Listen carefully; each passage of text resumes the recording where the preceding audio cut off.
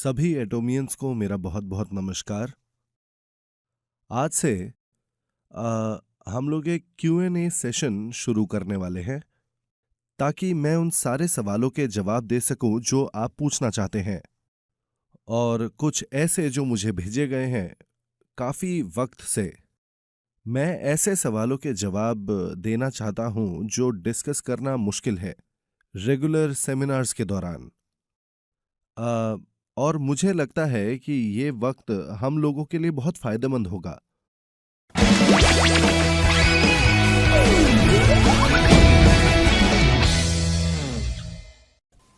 पहला सवाल, आपने कहा कि हम कंज्यूमर्स को जिस तरह चाहे वैसे बातें समझा सकते हैं। क्या सच में हम इसे किसी भी तरह से कर सकते हैं? आपका इस बात से क्या मतलब था? चलिए, ये एक बहुत अच्छा सवाल है। अगर आप नहीं जानते कि आपको क्या कहना है तो जो चाहे वो कहिए। जब आपको कुछ भी समझ में ना आए तो दिमाग में जो आए वही कह दीजिए। जो आपका मन चाहे वो कहिए। आ, हाँ, बिल्कुल। मैंने कहा था कि आपके जो मन में आए वो कहिए आप। अ, आपके दिमाग में जो आए वो कहने के लिए मैं आपको इसलिए कहता हूं क्योंकि काफी लोग दबाव महसूस करते हैं एक सेल को पूरी करने की तैयारियों में। लेकिन फिर भी अगर आप सोचते हैं कि आप बहुत अच्छे से तैयार हैं, तब भी जब आप एक बार फील्ड में जाते हैं, ऐसा हो सकता है कि आप कहीं ना कहीं फंस जाएं। तब काफी लोग ऐसे हो सकते हैं जो अपने आप से निराश हो जाएं क्योंकि वो अच्छी तरह से बात नहीं कर सकते, और इससे वो हौसला गवा बैठते हैं और डिस्करेज्ड हो जाते हैं वो। अ, मेरा मानना है कि अपना खुद का एक मार्केटिंग का तरीका ढूंढना या बनाना और सेल्स करने का तरीका तभी तैयार हो सकता है जब आप मार्केट में उतार चढ़ाव से गुजरे। फील्ड में आपकी सक्सेस या आपका फेलियर जो है आपकी नॉलेज का सोर्स बनेगा, और ये नॉलेज आपको सक्सेस की तरफ लेकर जाएगा।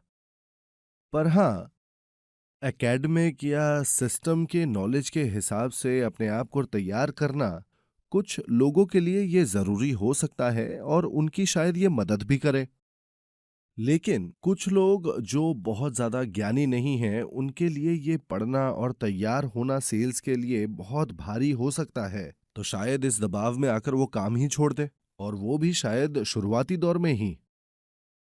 साफ कर दूं, जब मैं कहता हूं कि आपके मन में जो है वो कहिए, उसका मतलब ये है कि आपकी गलती और कोशिशों से आपको अपनी सच्ची नॉलेज मिलती है। और मेरा ये मानना है मेरे खुद के पर्सनल एक्सपीरियंस से। इसीलिए आपको बस फील्ड में जाना है, बाहर जाइए और लोगों से बात कीजिए जैसे कि आपकी ट्रेनिंग हो रही हो। आप इसे करेंगे 1 बार, 10 बार और फिर 100 बार, और जल्द ही आप इसमें माहिर हो जाएंगे। आप सब बस बैठे मत रहिए, जाइए, जाइए, निकलिए, जाइए फील्ड में। मैं यही समझाना चाहता हूं जब मैं कहता हूं कि आपके मन में जो है आप वही कहिए। कैसा लगा? इससे मदद मिली?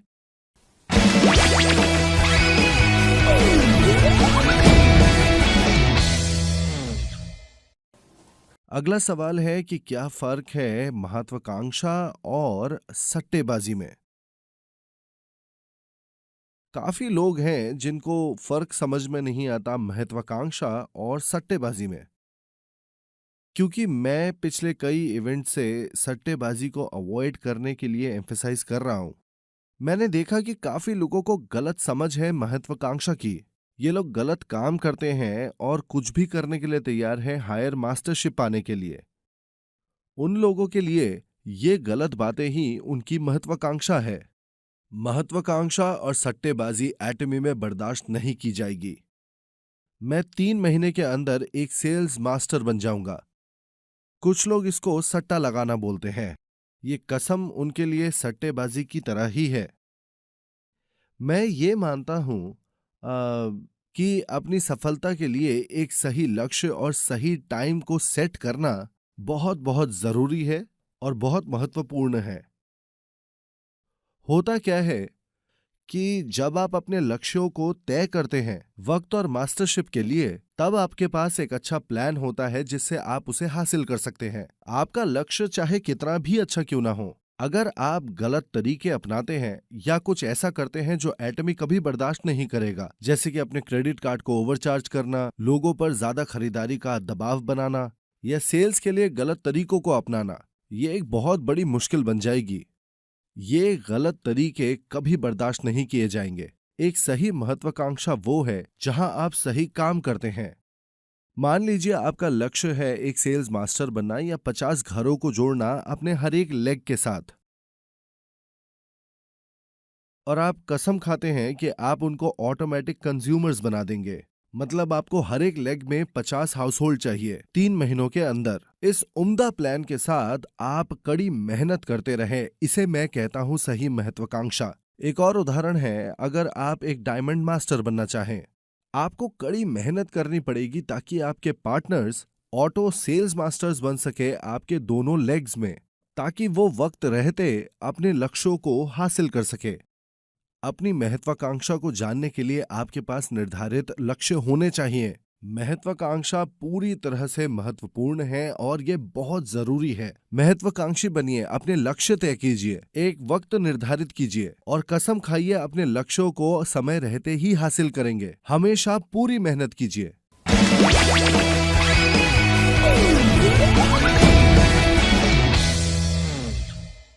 तो अगला सवाल क्या है? हमें क्या करना चाहिए जब एक दूसरी नेटवर्क मार्केटिंग कंपनी इसी तरह के प्रोडक्ट्स के साथ और इसी तरह की मार्केटिंग प्लान के साथ एटमी को चुनौती दे? ये है सवाल। हाँ, ये सवाल दरअसल नया नहीं है। हमें ये पूछा गया है हमारे शुरुआती दौर से। हाँ, एटमी का मार्केटिंग प्लान कॉपी करना बहुत मुश्किल नहीं है। क्यों?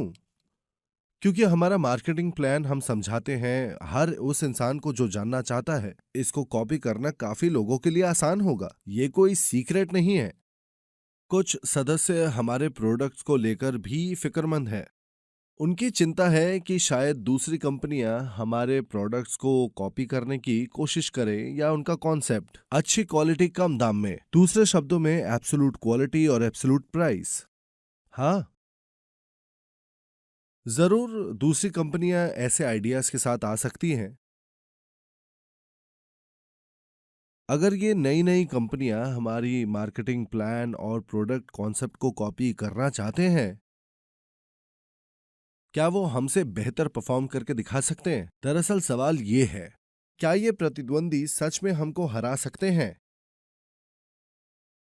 मैं आपको इसका जवाब देता हूं, नहीं, बिल्कुल भी नहीं। ऐसा इसलिए है क्योंकि हम किसी एक ऐसी चीज से नहीं चलते जो दिखती है। हर चीज जो हम देख सकते हैं, जो दिखता नहीं है उससे आता है। जो चीज मायने रखती है वो है वो बुनियाद जिस पर हम खड़े हुए हैं, हमारा हौसला और हमारा परिवेश, जिसका नतीजा है एब्सोल्यूट क्वालिटी और एब्सोल्यूट प्राइस। बिजनेस की किताबें सिखाती हैं कि बिजनेस करने का मकसद है कि आप मुनाफा कमाएं।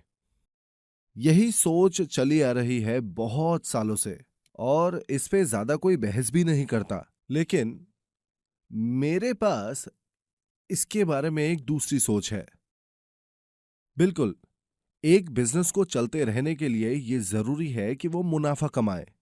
हालांकि मेरी सोच यहां बदल जाती है कि सिर्फ मुनाफा ही मुख्य लक्ष्य नहीं होना चाहिए। मेरा मानना है कि दरअसल एक बिजनेस का मकसद होता है लोगों की मदद करना। क्या ये बिजनेस लोगों के लिए है? मैं हमेशा कहता हूं हमारे एटमी के एम्प्लॉइज को, कंपनी के लिए आपको कोई भी बलिदान देने की जरूरत नहीं है। मैं अपनी सोच शेयर करता हूं अपने एम्प्लॉइज के साथ कि उन्हें कंपनी के सिस्टम से सबसे ज्यादा फायदा होना चाहिए, ताकि उन्हें खुद के लिए खुशी महसूस हो। हम अपनी कंपनी की ग्रोथ के लिए अपने मेंबर्स का फायदा उठाना ना तो मान सकते हैं और ना ही किसी को करने देंगे। मेरा मानना है कि एटमी सफलता का एक दूसरा नाम बन जाएगा और एक खुशी का ठिकाना हर एक सदस्य के लिए। मैं चाहता हूं कि एटमी वो जगह बन जाए जहां हर एक एटोमियन एक खुशहाल जिंदगी जी सके। इस हौसले में एटमी ने जन्म दिया हमारे कंपनसेशन प्लान को और हमारे मैस्टीज स्ट्रैटेजी को। बाकी कंपनियां बड़े आराम से कॉपी कर सकते हैं जो ऊपरी सतह पर दिख रहा हो, पर मैं पूछना चाहता हूं, अगर वो क्या ऐसा कर सकेंगे कि वो लोग हमारी कंपनी की फिलॉसफी को भी कॉपी कर लेंगे जो लोगों को पसंद करती है। क्योंकि दरअसल इस तरह की कंपनी मैंने आज तक नहीं देखी। मुझे बेचैनी है, पर मेरे अंदर विश्वास भी है।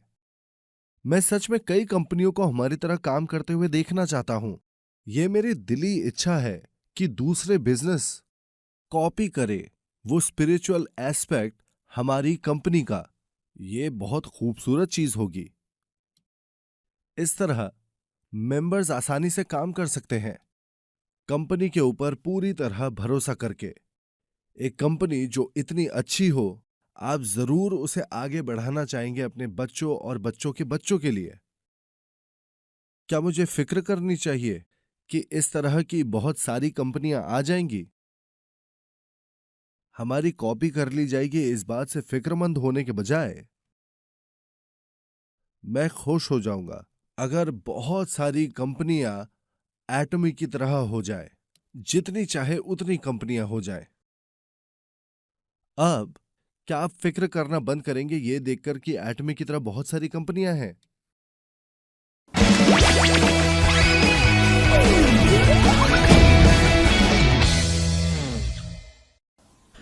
जो अगला सवाल है वो है क्लास और सोसाइटी के बारे में। मेरा क्या मानना है plastic spoon, silver spoon etcetera के बारे में।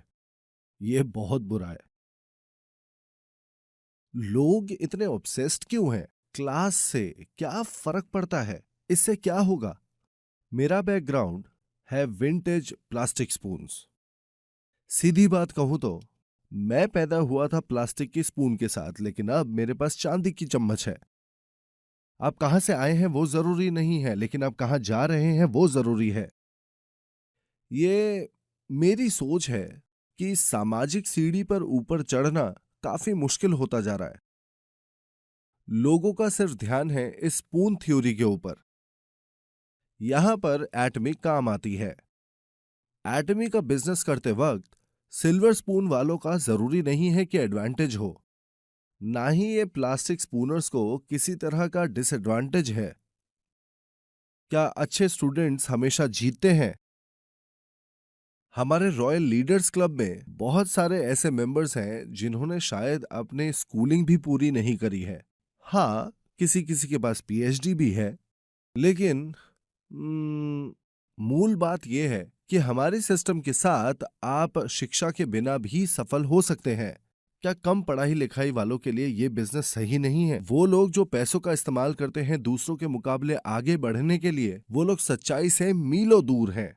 ज्यादातर पुराने मेंबर्स जिन्होंने एटमी में सफलता हासिल करी बेहद गरीब थे, यहां तक कि मैं भी। मैं हूं सेल्फ प्रोक्लेम्ड किंग पॉपर। फिर से, चाहे आप अपने खुद के बहुत सारे पैसे लगाएं या चाहे ना लगाएं, ये आपकी सफलता के लिए ज्यादा कुछ नहीं करती। एटमी में सिर्फ आपका एटीट्यूड और आपका पैशन ही इकलौती ऐसी चीज है जो मायने रखती है। कितनी जल्दी आप अपने पार्टनर्स के साथ सफल होना चाहते हैं और आपके पास कितना प्यार है। अगर आपको हमेशा से लगता आया है कि आपको सफल होने के लिए कोई रोकता है क्योंकि आप गरीब घर से हैं, और अगर कहीं और आपको प्रोत्साहित नहीं किया गया हो जीवन भर आपकी मेहनत के लिए, इस मौके को दबोच लीजिए फिर से पैदा होने का, सिल्वर स्पून के साथ, एटमी के जरिए। इस तरह से सोचिए और अपने सर को ऊंचा रखिए। चलिए दोबारा जन्म लेते हैं, पर इस बार सिल्वर स्पून के साथ।